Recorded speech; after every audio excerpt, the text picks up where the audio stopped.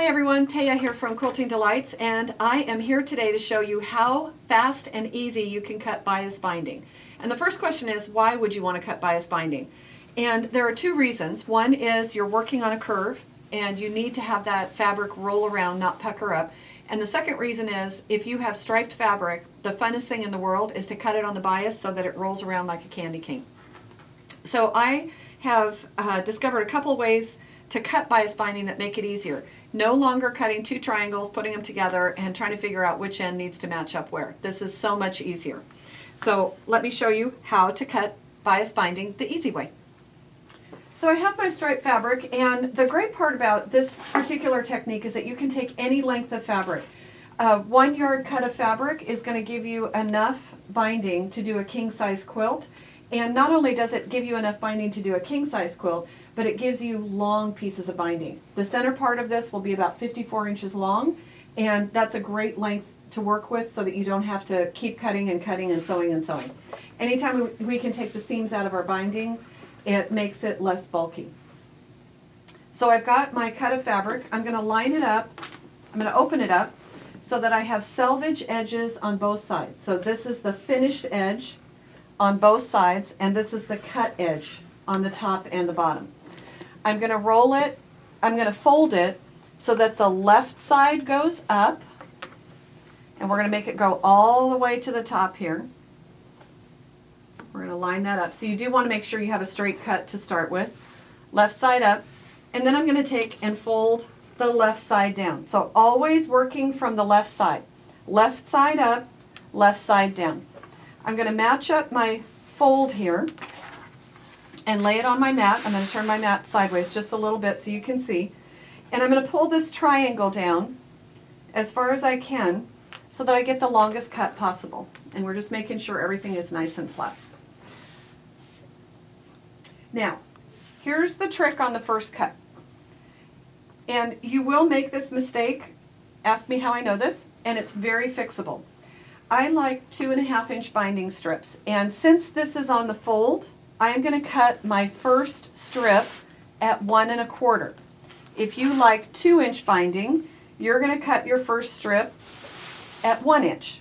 If you happen to forget and you cut the first one at 2.5 inches, just open it up and then recut it. But the first cut, because it's on the fold, is going to be half the measurement of your binding.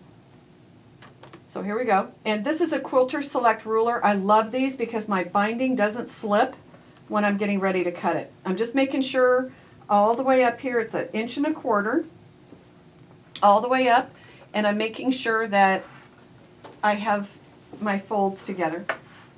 So my first cut is going to be 1 1/4 inches.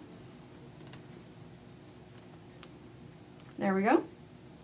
And I'm just going to take my rotary cutter and I'm going to cut straight up the side halfway, move my hand, cut again, and then move my ruler up to the end and cut the rest of the way. What I want to make sure that you are aware of is that you don't want to hold your ruler at the bottom and start cutting and then cut all the way to the top.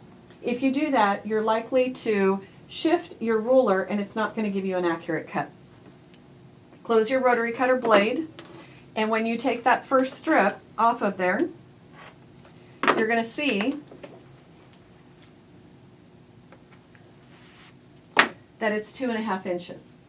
So then I'm just going to go to the next part over, and this time we're going to go to 2.5 inches because we're not on a fold. This is actually the full cut of fabric. So we're going to back up here, go to 2.5 inches. The nice part about the Quilter Select rulers is they tell you 2.5 inches all the way down, so I don't have to think about it so much. It's just an easy cut for me. So 2.5, move my hand, 2.5, and then we're going to slide this up and go to cut the rest of this. Let me just finish cutting that strip.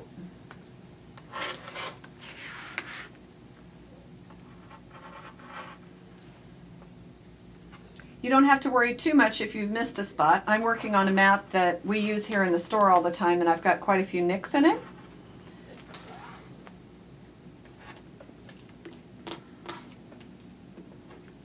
And there's my next set of strips. I'm going to show you a trick with those too. for the rest of this strip, so if you had 2 yards, you'd still have quite a bit left. But once you do a couple of cuts, just pull this triangle down and match those edges up. And keep cutting your 2.5 inch strips. You're just going to do that all the way down till you get to the end. And you will be amazed at how much binding you have and how much of it is long, long strips. I'm going to just cut this one so you can see one more.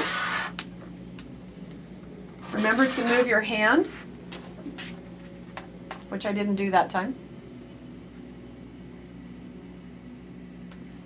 If it shifts on the table, just move it into position so that you have a nice clean cut there. Voila. And then you can just pull this down for the next section. Now, here's a really, really cool thing about cutting them this way. Don't forget to close your rotary cutter blade. So we've cut our strips, and look how long these are. They're super, super long. It's just an awesome way to cut these. But the other thing that happens is, watch this. Here's my second strip. It already, when you cut it this way, it cuts the angle in correctly so that you don't have to think about which way do I need to set these up to come together. So it's already cut the right direction. The angles are already cut correctly. So all I have to do is just fold this over. Now I like to do mine a little bit more than a 1/4 inch. So a 1/4 inch would be right here, right? I like to do mine a little bit more. And when you're working with a stripe, what you want to do is you want to match up the stripes. So notice right here, I've got this stripe matched up, and this stripe matched up, and this stripe matched up, and this one, and this one. That way, when I'm matching up the stripes, and I sew from this valley to this valley, when I open it up, my stripes are going to be absolutely perfect. You will not be able to see where I started and where I stopped. And that's kind of the game that we're playing here, is how do we make it look really, really good? And this is one of the tricks to making it look good. So you never want to line up exactly a 1/4 inch because we can't add any more to it. But if we just slide this over, just pick it up and slide it over and line up those stripes like that, and you'll notice stripe, stripe, stripe, stripe, all matched up. These stripes are all matched up.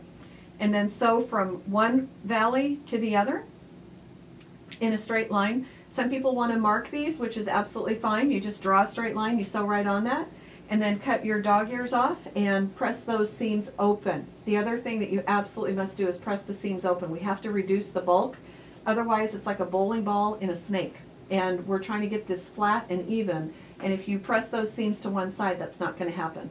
So leave your seams wider, 1/2 inch wider, and cut those dog ears off. Press your seams open, and then press this in half lengthwise, and you're ready to go. Thanks for joining us today, and make sure that you subscribe, love our video, like our video, and ring the bell, and we'll see you on YouTube next time around and on Rumble soon enough.